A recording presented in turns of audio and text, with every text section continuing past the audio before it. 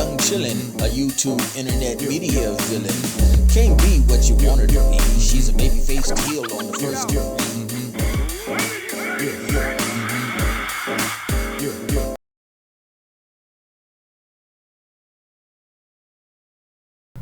You can go. Alright, first up is SmackDown for September the 12th.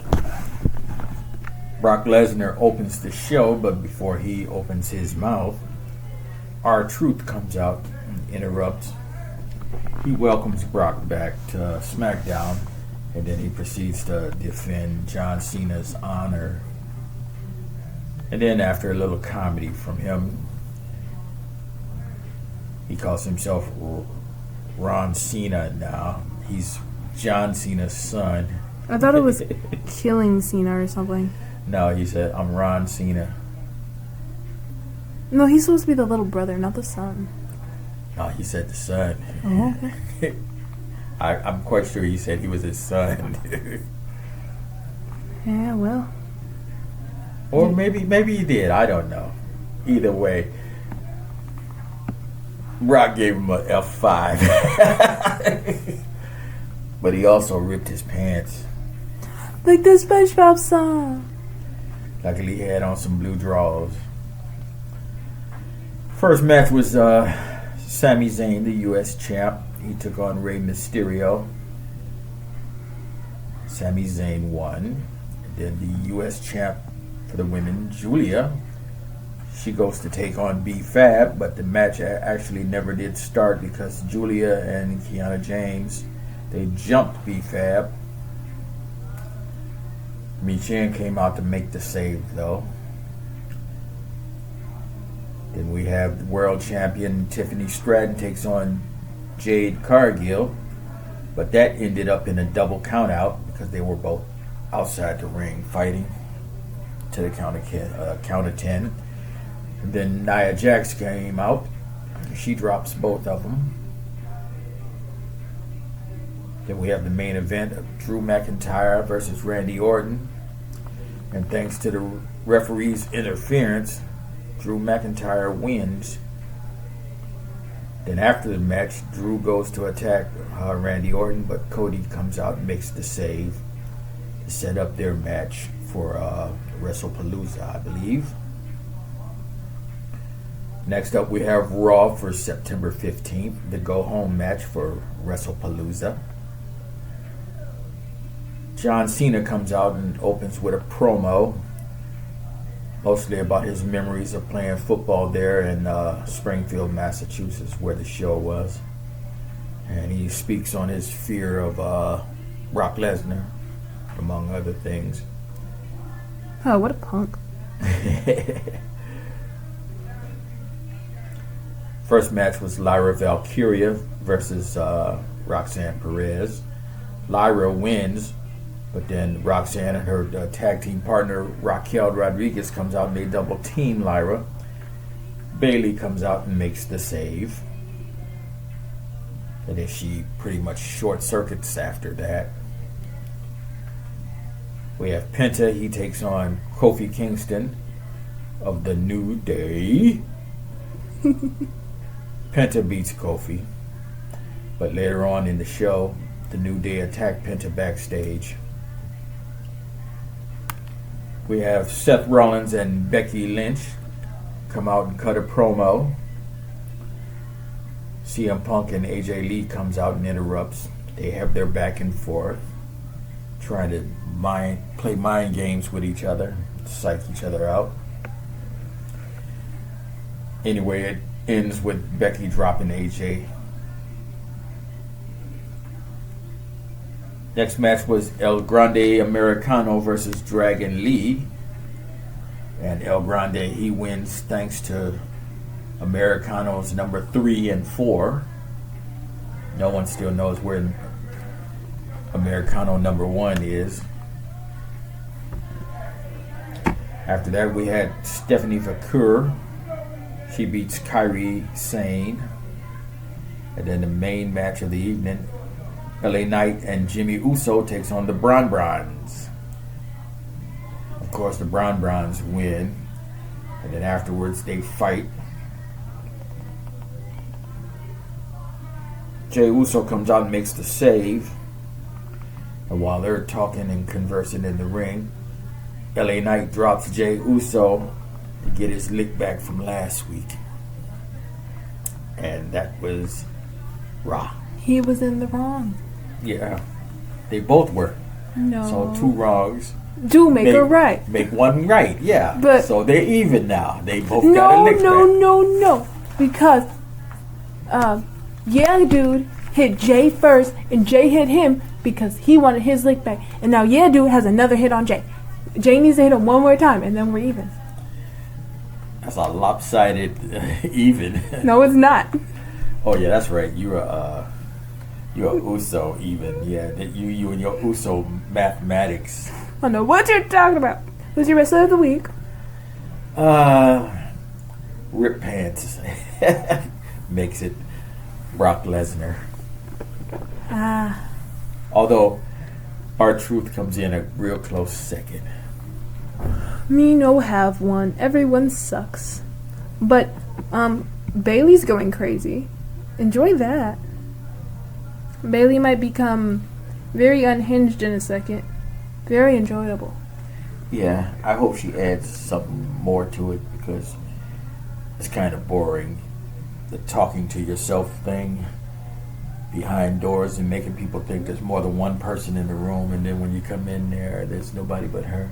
That gets old real quick. What I need to see is the same thing as like what R-Truth does, but with like a whole like demonic twist on it or whatever. Bailey's like talking to people, and then she's like, "Shit."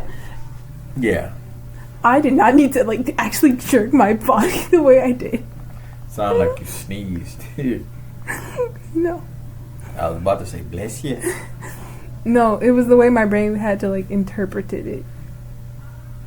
That's not a word I know. Okay. My father thinks crazy. That's rude. But if she starts like actually acting crazy in front of people, I enjoy it. Cause at first, she threw something. She's like, "Shut up!" and threw something against the wall, and I'm like, "Who did she just hit?" And then she was just sitting there. I'm like, "Someone's hidden in this room somewhere." I like how the door slammed real quick, and then when you come in there, she's sitting way on the couch. There might have been someone behind the door to do that. On the other end of the room. There could have been someone behind the door to do that. Let's see, more stuff like that. You know, shit that's questionable. Like 2 plates on a table with food on it. And it's the opposite one that's eaten up, but hers still has food on it. That'd be funny. Things like that. What I think would be really messed up if they brought in like a person to play an imaginary friend that only Bailey could see. That could be torturous, but really funny. Well, seeing that she's speaking to her alter egos, the other person would have to be her. I know. So it would have to be someone dressed up her. as Bailey. Yeah. But that could work. I would enjoy it. But only like the audience and Bailey could see it. And like we're yelling at, the crowd is yelling out, "She's right there." And the actors are like, "No one's there.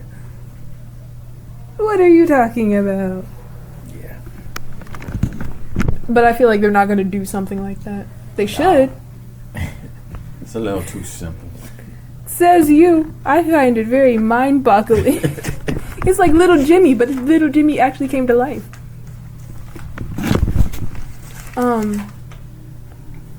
What was I thinking of? Congratulations to Dominic Mysterio for winning the championship of whatever that thing was, because I didn't remember. The championship, wow. Yes, that. He is now proven he is the best Mysterio. The luchador, the triple luchador. Somebody was like, he's gonna lose, and I was immediately like, he's gonna win. And it just makes it all that much more enjoyable when Penta takes all that shit away from it. No, but he is the king of the luchadors. He is legit the prince of the luchadors. All the more better for Penta to take it away from him. That's just rude. Stealing his title from him.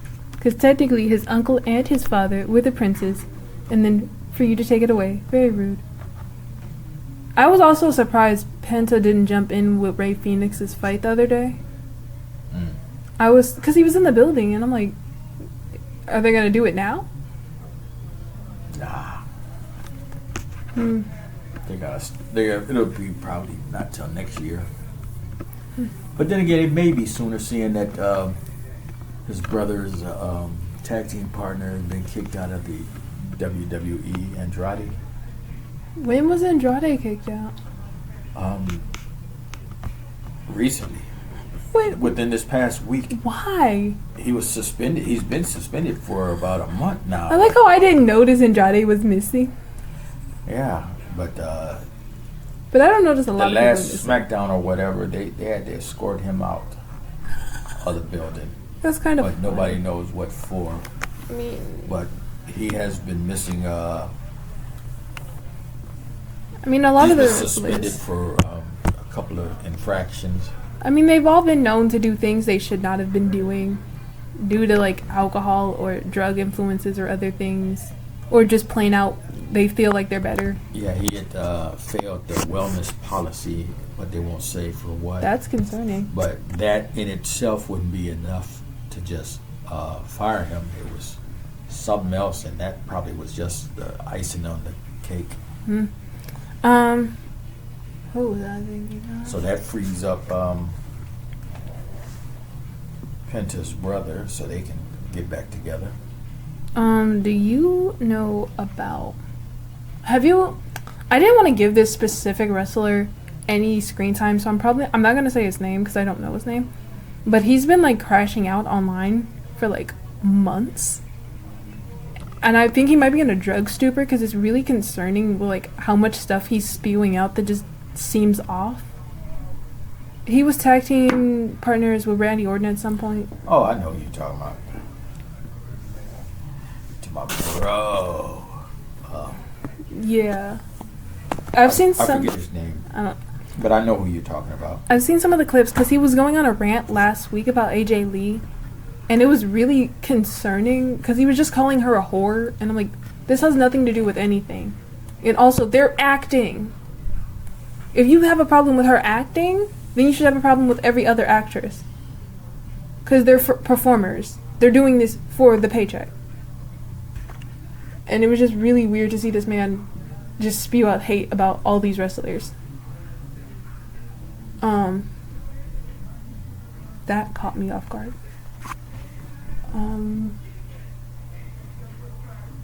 Oh, back to the Judgment Day.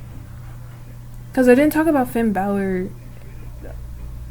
They're still doing that thing where, like, Finn's waiting to turn his back on Dom. Or trying to manipulate him back to where he needs him to be. Because you can see, he has, like, a weird problem with El Grande Americano. But you would understand why he has that problem. But also, he's acting like he is the only person to bring in people. And he's the only person who can do that. And it's weird he has this much animosity towards him. When you just brought in Rocket San Perez. And she's been doing nothing but flirting with Dominic. Right. I don't see the problem here. At least he's not flirting with anybody. He just so happens to be a part of a cult. A Grande Americano cult. Which I feel like everyone should slowly just start wearing a Grande Americano stuff for one episode to gaslight everybody. I feel like that would be a really dumb episode, but really funny. They're never going to do that, but I would enjoy it so much. Even the female wrestlers, El Grande Americano, no one knows who anybody is, and it's very funny. I think this is one of my last thoughts. Where is Bianca Belair? She still hasn't been cleared yet to wrestle. I know, but it's just, what do they plan on doing with her? Naomi's out, so she can't be crazy. Naomi's been on social media every day. Every time I log on to Instagram, it's her at some extravagant event, dressed up to the nines, or riding on a motorcycle. I'm like, you're pregnant. When do you have time to do all these things? They might put Belair in a program with Cargill again. Maybe against each other, with Cargill being mad that Bianca didn't have her back against Naomi. Now that would be an interesting program. But Cargill didn't have anyone's... Not Cargill. Bianca didn't have anyone's back. She didn't know how to feel. I know, but that still don't change the fact that Jade could be mad at the fact that she didn't have her back. She could feel slighted, yeah. But I'm just like this, because she hasn't even posted on her socials in a minute. So I'm like, where are you? Yeah.